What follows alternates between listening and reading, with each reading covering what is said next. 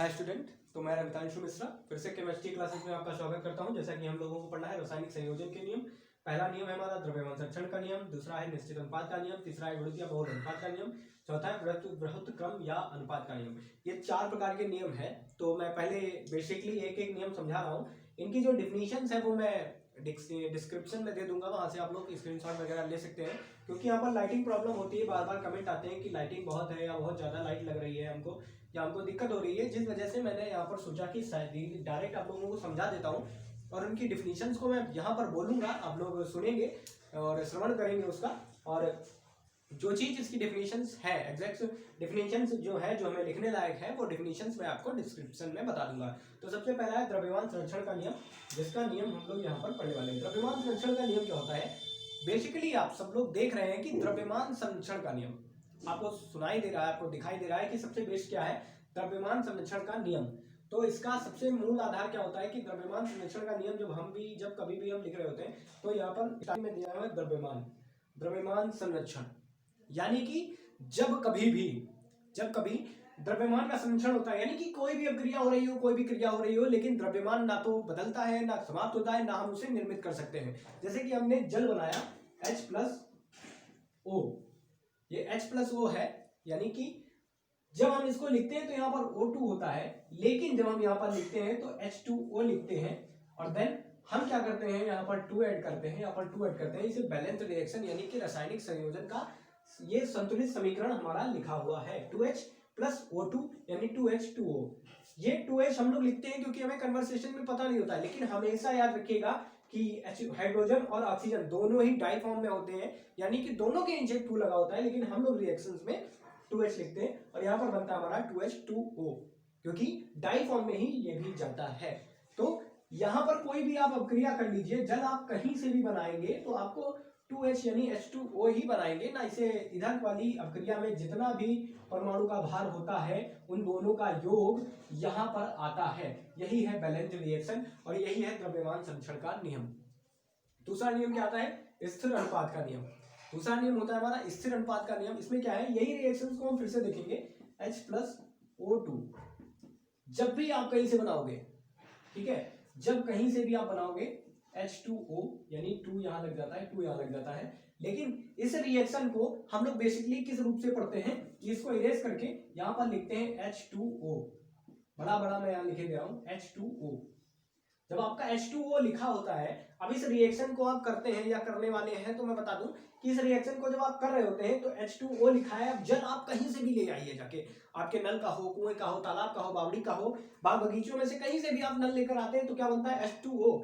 जब भी रसायन या जब भी आपके गिलास में एक गिलास पानी होगा, तो जब आप देखेंगे तो क्या देखेंगे कि एक गिलास पानी में जहां से भी आप जल की एक बूंद लेकर उसको समीकरण रासायनिक अभिक्रियाएं कराएंगे तो H2O ही निकलेगा वहां से, अदर कुछ भी नहीं निकलेगा, यानी कि ये निश्चित अनुपात में विद्यमान रहता है। ये हमारा है H2O। इसका क्लियर? फिर आता है गुणित या बहुल अनुपात का नियम। इसमें क्या है कि आप किसी भी रसायन का, विज्ञान का मतलब, जैसे कि कोई हमने A एंड B ले लिया, ये हमारे पास 2 परमाणु हैं, इनको अगर हम जैसे इसमें हम सीधे CO ले लेते हैं, कार्बन ऑक्सीजन, अगर इसे ले लेते हैं, अब जैसे ये बनता है, पहले बनाएंगे ये C और O क्रिया करेंगे, CO बनाएंगे, फिर CO2 क्रिया करेंगे, ये बनाएंगे। तो देखिए गुणित या बहुल अनुपात का नियम क्या कहता है कि जब कोई भी 2 परमाणु यानी A और B साथ साथ क्रिया करते हैं और उनमें से किसी एक तत्व का जो हमारा परमाणु भार है वो निश्चित रहता है, तब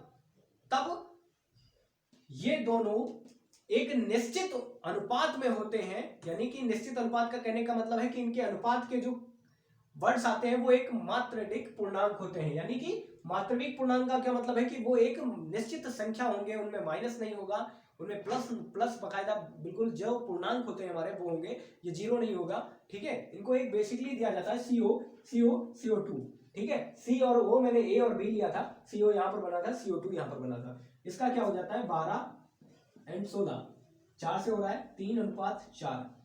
ये एक पूर्णांक है, आपको दिख रहा है यहाँ पर एक पूर्णांक है। फिर रहता है CO2 या 12, देन O का कितना हो जाएगा हमारा 32, इसको फिर से 4 से कर लीजिए तो 3:8। ये भी निश्चित पूर्णांक है, यानी कि इन दोनों का अनुपात जो आएगा वो एक पूर्णांक आएगा, और वही है हमारा गुणित या बहुल अनुपात का नियम। हमारा चौथा नियम पड़ता है व्युत्क्रम या अनुपात का नियम। व्युत्क्रम या अनुपात के नियम में क्या होता है कि कोई तीन तत्व, हमें कौन से तीन तत्व लेने, कोई तीन तत्व यानी ए बी एंड सी, हम जब ये लेते हैं, अब ए हमारा है एच हमने और बी ले लिया ओ, सी को हम सी ही मान लेंगे, ठीक है। ए है हमारा एच, बी है हमारा ओ, सी को हम सी मान लेते हैं, ठीक है। देन आप ये देखते क्या है कि जब ये इससे क्रिया करता है, ये इससे क्रिया करता है, तो जब ये दोनों आपस में क्रिया करेंगे तो इनके बीच का जो अनुपात आएगा, इनके भारों के बीच का जब अनुपात आएगा तो वो सेम होगा या एक निश्चित बहुल अनुपात में होगा। यानी क्या मतलब है कि या तो उसका दुगना हो सकता है, उसका तिगुना हो सकता है, उसका चौगुना होता है, लेकिन मेन डिफाइंड जब आप करते हैं, उसको काटते हैं, जैसे कि मैं सिंपल लैंग्वेज में बोलूं, उसको जब डिवाइड कर लेते हैं तो क्या बनता है, जाके वही संख्या बन जाती है। तो मैं यहां पर करके दिखाता हूं, आप लोगों को फिर से समझना है। फिर से मैं ये पूरी डेफिनेशन जो है बहुत छोटे तरीके से ये वीडियो लेकर आया, बहुत छोटी वीडियो करने वाला हूं, लेकिन फिर भी इन वीडियोस को समझेंगे, क्योंकि मैं इसकी डेफिनेशन लिखता हूं तो लाइटिंग प्रॉब्लम होती है, फिर बच्चों के कमेंट आते हैं कि बोर्ड पर लाइट बहुत तेज लग रही है या बहुत ज्यादा है और मुझे समझ में नहीं आ रहा है बैलेंस।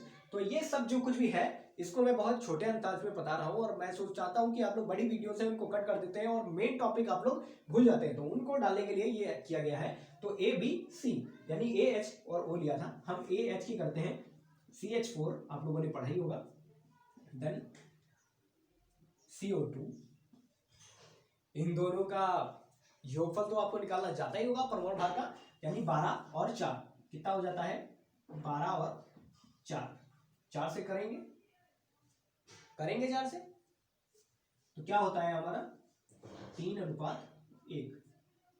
CH4 होता है, C का होता है 12, H का होता है 4, फिर CO2 है हमारा, इसका क्या आता है CO2, इसका क्या आता है कि जब हम आप इसका करते हैं तो C आता है 12 एंड ये आता है 32। इसको फिर से 4 से कर लेते हैं, 1:8, ये हमारा है, ये हमारा है 1:3, 1:8। तो जब आप देखते हैं तो उनमें से मैंने बताया, फिर आप क्या करेंगे, H2O का निकालेंगे, H2O यानी कि H के कितने होते हैं 2 और O के कितने होते हैं 16। इसको जरा करेंगे तो 1:8 लिखते हैं, यस या नो, ये दोनों बराबर हैं। फिर से देखिए, व्युत्क्रम या अनुपात का नियम ये क्या कहता है कि जब हम कोई दो तत्व लेते हैं, दो तत्वों की परमाणु भार के हिसाब से उनकी रासायनिक प्रक्रिया किसी तीसरे तत्व से कराई जाती है, तो उनमें से किसी एक तत्व का परमाणु भार उन दोनों की अभिक्रियाओं के समरूप समान होता है, अनुपात में उनके इजाद मिलता है और एक बृहद पूर्णांक होता है, यानी सरल बहुल का अनुपात भी यहाँ पर निकल के आता है। जैसे मैंने बताया था 3 और 8, 3 और 4, 1 और 3 पूर्णांक है। फिर से समझेंगे द्रव्यमान संरक्षण का नाम। द्रव्यमान संरक्षण के नियम में आपने देखा कि किसी भी क्रिया में जो द्रव्यमान अभिक्रिया में दिया गया है वो ना तो निर्मित कर पाएंगे आप, ना उस तत्व का, मैंने ये नहीं कह रहा हूं कि दूसरा तत्व निर्मित नहीं होगा, जैसे कि H2+O है, O2 है, अगर हम जल को तोड़ते हैं तो हाइड्रोजन और ऑक्सीजन निकलती है, ये निकल सकती है, लेकिन उनका जो परमाणु भार हम लोगों को पहले दिया गया था वही हमको दूसरे भाग में भी मिलेगा, यानी कि बाहर से आप कुछ नहीं ला सकते हैं जब तक आप बाहर से उसे कुछ देते नहीं। इसका क्लियर। दूसरा है निश्चित अनुपात का नियम। निश्चित अनुपात का नियम मैंने बताया, जल को कहीं से भी आप लेकर आइए, लेकिन जल का जब आप एक गिलास में जल लेंगे तो जल की प्रत्येक बूंद में H2O ही जल का सिद्धांत होगा, ना कि H2 H4 5 कुछ भी नहीं, H2O ही हमारा जल होता है। यह है निश्चित अनुपात का नियम। फिर आते हैं गुणित या बहुल अनुपात का नियम। इसमें क्या होने वाला है, गुणित या बहुल अनुपात का नियम मैंने बताया कि इन दोनों की दो प्रकार से रखते हैं। अब जब इन दोनों का हम लोग साइनिंग बैलेंसिंग देखते हैं, यानी कि इसकी और इसकी, तो ये दोनों तत्व जब आप क्रिया करते हैं और इनका एक तत्व कोई निश्चित अनुपात में रहता है, जैसे मैंने यहाँ पर कार्बन लिया था, कार्बन को एक निश्चित अनुपात में रखते हैं और O की मात्रा बढ़ाते हैं, एक बॉन्ड से 2 बॉन्ड में लेके आए उसको, तो अगर उनकी स्थिति बढ़ती है तो जो हमारे अनुपात हैं वो निश्चित पूर्णांक अनुपात होते हैं, उसे ही हम लोग कहते हैं गुणित या बहुल अनुपात का नियम। व्युत्क्रम या अनुपात का नियम, इसमें 3 तत्व लेते हैं, 2 तत्वों की परमाणविक भार से यानी कि तीसरे तत्व से क्रिया कराई जाती है। H की C हमने C से करी, O की हमने C से करी, इन दोनों की क्रिया के बीच में इन दोनों में से जब हम इन दोनों की क्रिया कराते हैं, ए और बी की आपस में जब क्रिया होती है, परस्पर आपस में क्रिया होती है, तो इन दोनों में से किसी एक तत्व का अनुपात उनके अनुपात के बराबर या गुणित सरल अनुपात में होता है। यही है सही रासायनिक संयोजन के 4 नियम। आशा है आप लोगों को समझ में आया होगा, और नहीं समझ में आया तो आप लोग कमेंट सेक्शन में बता सकते हैं मुझे। मैं आपको फिर से बेसिकली कोई नई वीडियो एक बहुत एग्जाम्पल करके समझा दूंगा। आज के लिए इतना ही है, और इसकी जो डिफिनीशंस है मैं डिस्क्रिप्शन में दे रहा हूँ। धन्यवाद।